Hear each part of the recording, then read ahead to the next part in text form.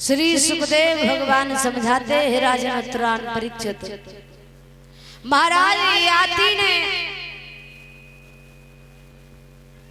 सुना है कि मुझे श्राप दे दिया है। शुक्राचार्य ने जब श्राप दे दिया है याति महाराज को कि तुम्हारी जवानी धूल में मिल जाए और तुम्हारे ऊपर बुढ़ापा आ जाए, तो महाराज याति पर बुढ़ापा आ गया। 80 वर्ष के डोकरा बन गए।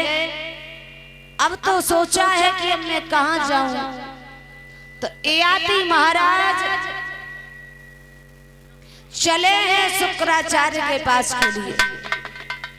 शुक्राचार्य ने कहा है कि हे महाराज याति, कोई बात नहीं, मैं तुम्हें एक तरीका बताऊंगा। अब भी अगर कुशल चाहते हो तो आप जाओ, अपने यहाँ पर आप आयोजन रचवाओ। अगर कोई अपनी जवानी तुम्हें दान में दे दे और बुढ़ापा ले ले तो तुम पुनः जवान हो जाओगे। और देखिए बुढ़ापा तो कोई लेना चाहता नहीं है। हर आदमी के जीवन में परमात्मा ने 4 आदमी लगा करके भेजे हैं। जन्म होता है तो सबसे पहले लड़कपन, जवानी, बुढ़ापा और मौत। जन्म होता है तो उसके बाद में लड़कपन लग जाता है, और लड़कपन में जो आनंद मिलता है वो जीवन में दोबारा कभी देखने को नहीं मिलता है। लड़कपन ऐसा होता है, एक ने बड़े सुख दिखाए, खेले कूदे कोलाल मचाए, पट्टी बस्ता बगल में दबाए, पढ़ने पाठशाला को धाए। क्या बताऊं बताया न जाए, उन दिनों की बड़ी याद आए। लड़कपन में कोई मतलब नहीं होता, जो चीज खाने के लायक वो भी खा ली, जो चीज न खाने लायक वो भी खा ली, और लड़कपन हट नहीं पाता है तब तक जवानी आ जाती है। और देखिए भगवान ने हमें सुधरने का केवल एक पन दिया है, वो है जवानी। ये जवानी हमें बीच चौराहे पर लाकर के खड़ा कर देती है। इस जवानी पर चाहे आप सुधर जाओ चाहे बिगड़ जाओ, क्योंकि जो जवानी पर सुधर गया उसके जीवन में कभी दुख नहीं आए, और जो जवानी पर ही बिगड़ गया उसके जीवन में कभी रोए आंसू भी नहीं आए। क्योंकि जब जवानी पे लगाए के क्रीम पाउडर डाल के गोबरा सेंट और सड़क पे चप्पल चटकाते रहोगे, फिर आगे क्या करोगे? तब तक तो बुढ़ापा आ जाएगा। फिर बुढ़ापे में कुछ करने के लायक नहीं। जवानी एक ऐसी है, ये पन ऐसा दिया है परमात्मा ने। जवानी में ये शरीर से तो बहुत प्यार करती है, लेकिन जवानी किसी इंसान को सुख से सोने नहीं देती।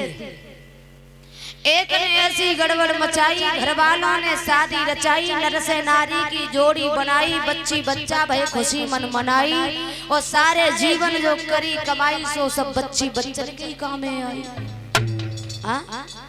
सारी जवानी तो इसमें निकल जाती है, और फिर आ जाता है बुढ़ापा।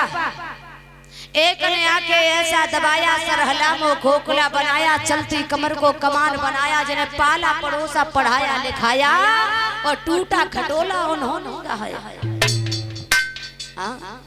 बुढ़ापे में सब जानते हैं, लेकिन कहने के लायक नहीं। भक्तजनों, और बुढ़ापे में मौत आ जाती है। इसलिए ये शरीर बड़ा सुंदर परमात्मा ने दिया है। बुढ़ापे में झुर्रियां तो पड़नी ही है। फिर बात इस बात की है, हमेशा न जवानी रहती है न लड़कपन ही रहता है। तो इसलिए एक दूसरे का सम्मान करना सीखो। भक्तजनों, महाराज याति बुढ़ापे से बड़े दुखी हैं।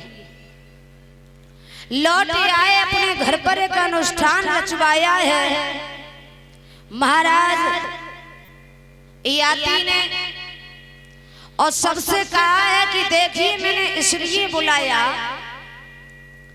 कि अगर कोई ऐसा हो जो अपनी जवानी हमें दे दे और बुढ़ापा ले ले। सब कहने लगे भगवान बचाए, ऐसी दावत की हमें जरूरत ना है, कौन इस बुढ़ापे को लेगा। चले गए। अपने बेटे यदु से कहा है कि तुम अपनी जवानी हमें दे दो, तो यदु ने कहा पिताजी माफ करना, हम अपनी जवानी तुम्हें नहीं दे सकते, क्योंकि तुम मेरे यौवन को लेकर के मेरी मैया के साथ में खिलवाड़ करोगे, ऐसा करने को हम तैयार नहीं है। महाराज याति के छोटे बच्चे पुरु ने महाराज याति को अपना यौवन दान किया है। याति महाराज ने 100 वर्ष तक राज्य किया है, और 100 वर्ष तक राज्य करने के बाद में याति महाराज ने वो जवानी पुनः पुरु को ही वापस दे दी, और अपनी दोनों रानियों को लेकर के जंगल में भगवान का भजन करने के लिए चले जाते हैं। बोलिए नाग देवता महाराज की। महाराज याति जब चले जाते हैं दोनों पत्नियों को लेकर के भजन करने के लिए, तो इन्हीं पुरु के 56वीं पीढ़ी पर जाकर के भगवान यादवेंद्र सरकार योगी राजा कृष्ण का अवतार किस तरीके से हुआ है, बड़ी ही सुंदर कथा आ रही है कि पुरु के 56वीं पीढ़ी के बाद में कन्हैया का अवतार मथुरा की जेल खानों में किस तरीके से हुआ है। आइए भगवान नाम का प्यारा संकीर्तन बोलेंगे।